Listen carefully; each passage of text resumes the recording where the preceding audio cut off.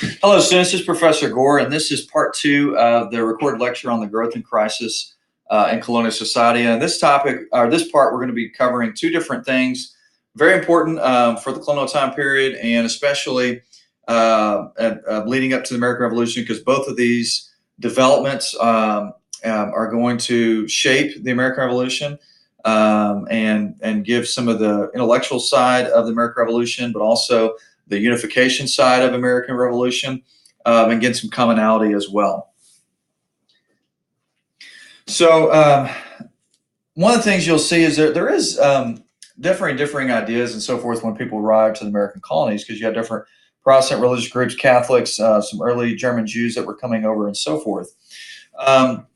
So let me actually explain what the Enlightenment actually was. Now, one of the things that's developing in Europe at this time that we cover in world history too is what's called the scientific revolution. And so you have these incredible scientific thinkers who, many of them were actually Christian, and their Christian worldview kind of helped shape some of that, because I believe that God made things work in an orderly fashion, and therefore you could come to know it. The Enlightenment is different in terms of it's not so much on the science side, it's more of using logic and reason to know things. And so with the Enlightenment, it's going to challenge a lot of the status quo, particularly one thing that's going to shape the American Revolution is government. And so this common thought that the king was placed there by God and therefore had divine right, as they called it at that time, where Enlightenment thinkers are going to challenge that, no, you have power because we give you that power. And there are certain rights and liberties that you should guarantee us.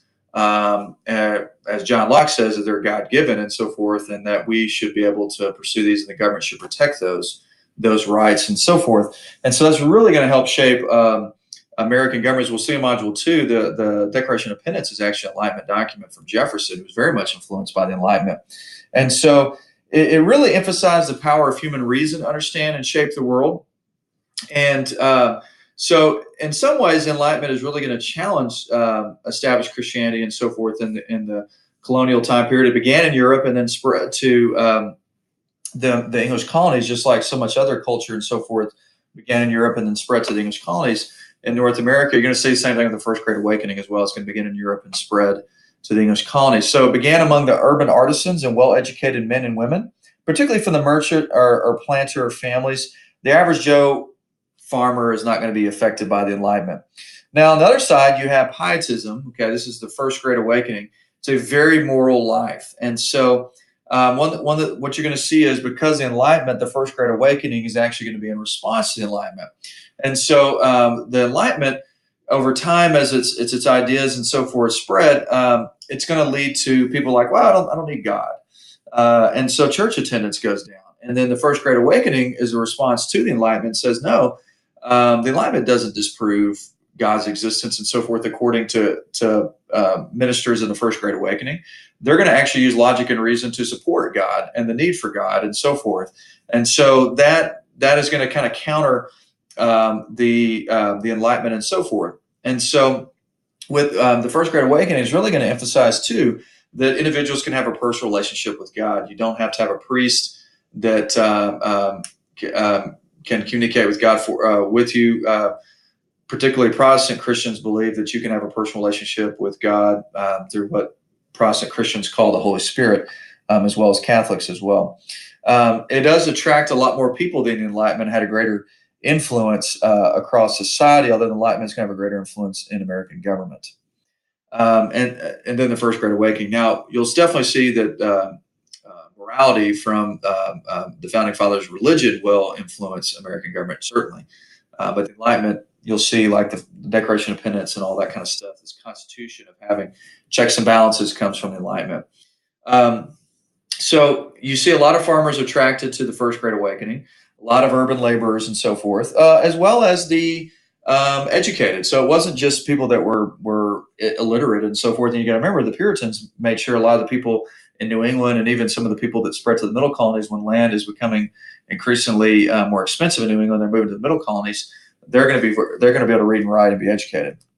Okay, so let's talk about the European Enlightenment. Most people in the world before Copernicus in the 1530s believed that the Earth was the center of the universe. Okay.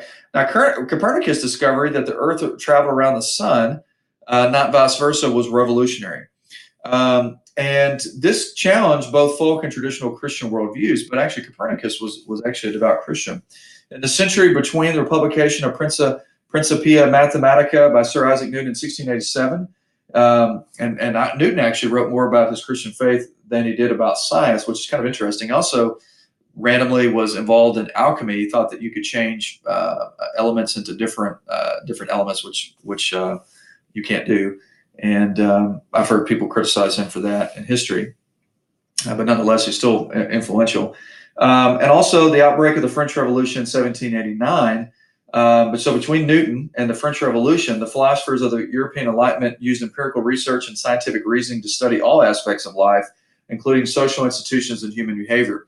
Now, the American Revolution is definitely influenced by the Enlightenment. Man, the French Revolution especially was, and so forth, and even takes a more radical turn from that. Now, Enlightenment thinkers advance four fundamental principles: the law, like order of the natural world; the power of human reason is number two; the natural rights of individuals. That's a big one. One of the things you'll see in American government. Including the right to self-government, and the progressive improvement of society. Okay, that you can improve society, and we still, majority of Americans believe that we can improve society.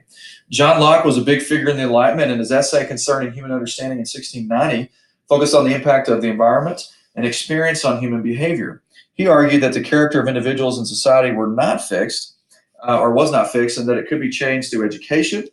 We were born with a blank slate, according to Locke. I remember studying this when I was an undergrad, taking this class called liberal arts. We talked a lot about philosophy, and he believed everybody was born with a blank slate, and it's their environment and parenting and so forth that shapes them and their experiences.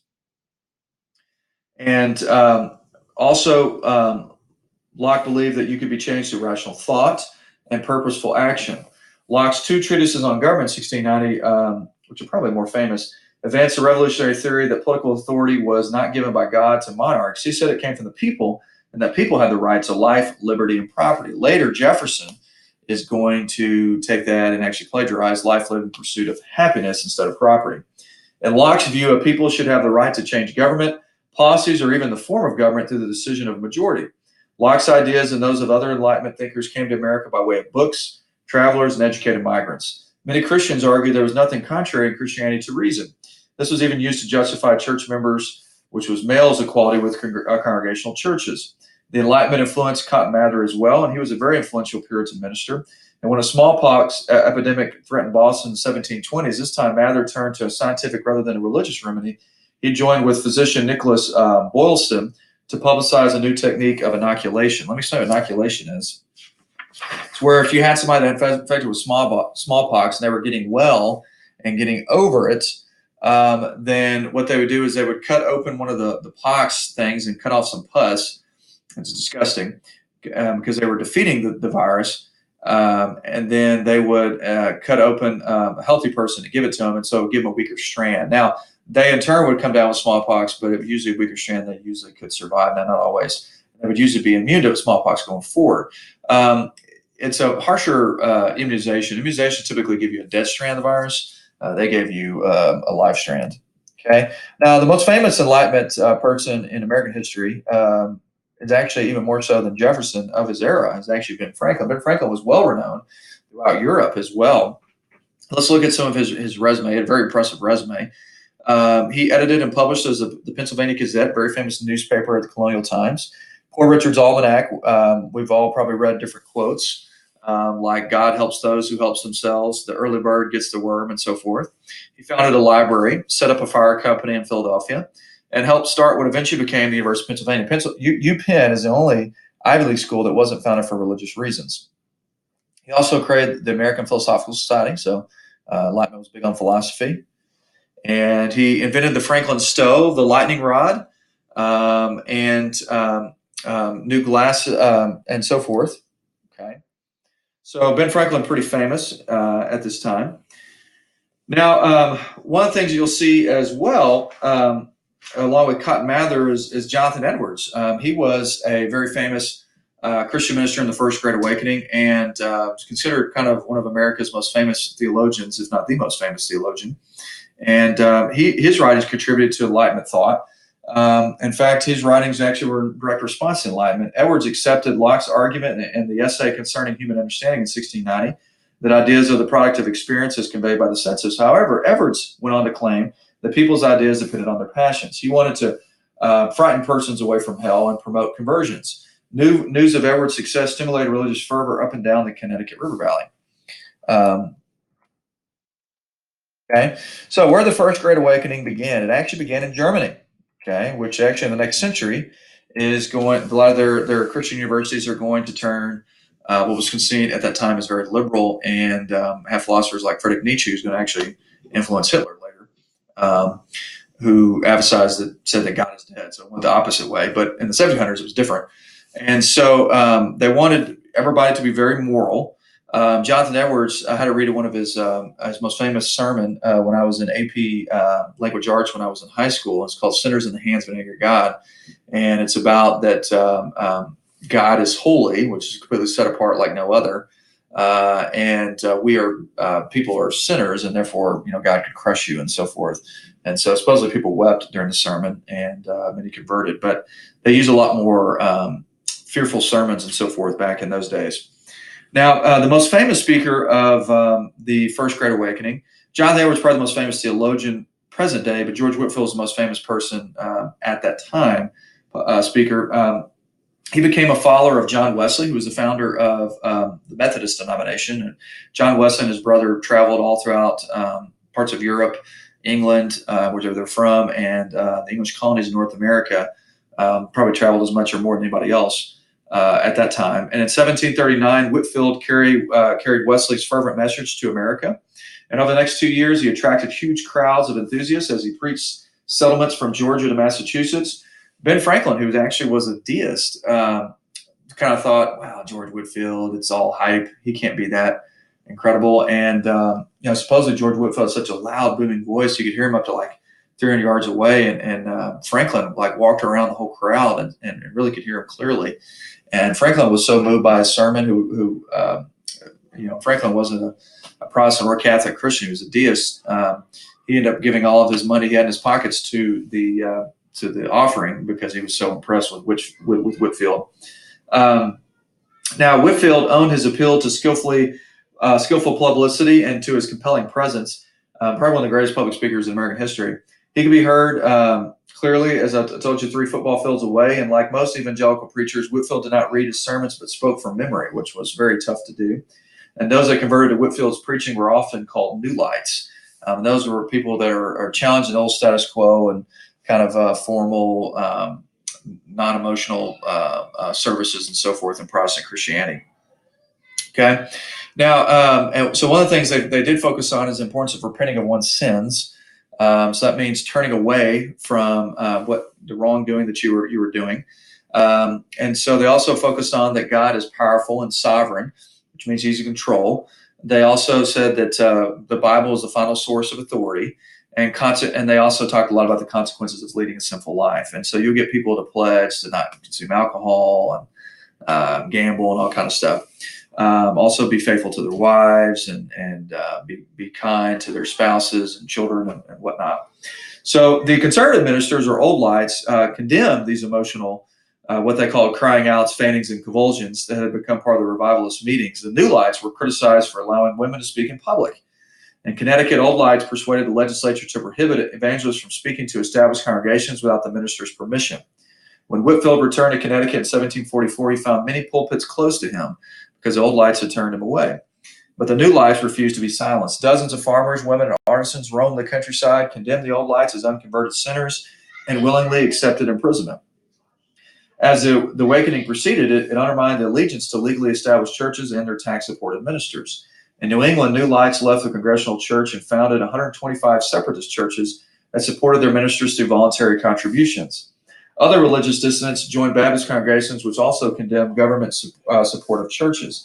In New York and New Jersey, the Dutch Reformed Church, which they're not very, very small denomination today, but they were pretty good size back then, split in two as a result of this.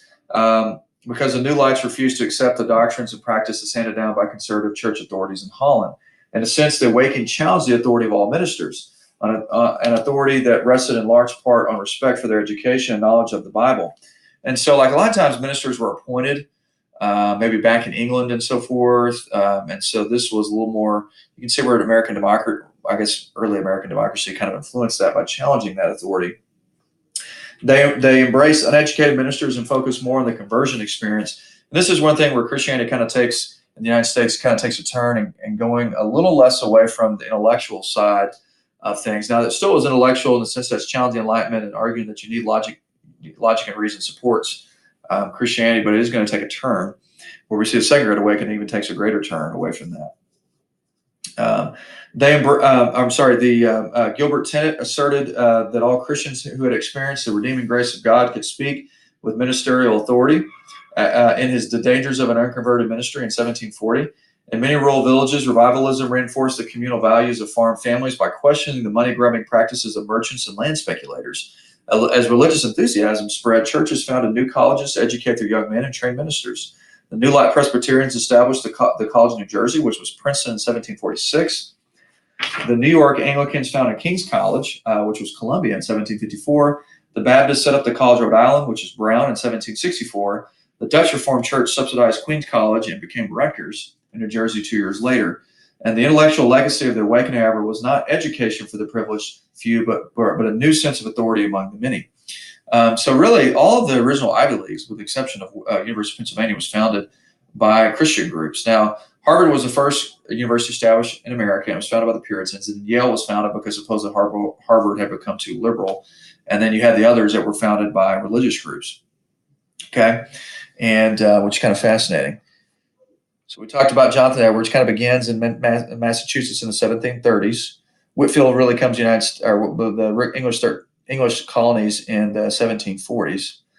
And so Edwards and Whitefield are the two biggest people. Whitefield was the best speaker of the movement. Make sure you remember that for your notes. Here's a painting of Edwards and Whitefield. Okay. So the Great Awakening is a response to Enlightenment, also declining church attendance and religious fervor in the United States. You have some new denominations that are formed. Okay. Particularly Baptists and Methodists grow rapidly, and they become two of the largest Protestant denominations. A lot of colleges are founded. That's a big effect. You want to write that down in your notes. That led to founding a lot of colleges. That's a big effect. Also emphasize equality of all. You'll see how that is going to shape American democracy. And it was the first unifying movement in American history. You want to write down that. That's going to be significant, especially when we get to Module 2, we start talking about the American Revolution. Okay. So new lights are those that are influenced by the First Great Awakening. Old lights are those that are not. Okay. And so churches split over this movement. Okay. Let's look at some of the colleges that were established. William and Mary actually was founded before the First Great Awakening as from the Anglican Church, which is the Episcopalian Church today. Yale was also founded, and so was Harvard. But then you have, look at this, boom, Princeton, Columbia, Brown, Rutgers, and then Dartmouth. And recall something different usually at this time, but the idea. So look at the religious diversity that you have. And you don't have a lot of religious diversity down in the southern colonies, but in the middle colonies especially, and the New England colonies you do. Okay. Now, let's look at the social and religious conflict in the South. In the southern colonies, where the Church of England was legally established, religious enthusiasm triggered sharp social conflict. Anglican ministers were few in number and generally ignored the spiritual needs of African Americans, which is about 40% of the population. So you won't see African Americans really converting during the First Great Awakening. They convert in large numbers during the Second Great Awakening. Also, landless whites were about 20%. They attended church irregularly at this time. Middling white freeholders, about 35%, formed the core of most Anglican congregations, and prominent planters in their families, about 5%, held the real power of parish finances to discipline their ministers. Basically, ministers had to kind of do what they wanted because they were paying their salaries. All right, now, the Presbyterians, okay, in the southern colonies, the Great Awakening challenged the dominance of both the Church of England and the planter elite. In 1743, bricklayer Samuel Morris, kind of interesting, was bricklayer, inspired by reading of George Whitefield's sermons, led a group of Virginia Anglicans out of the church and split that.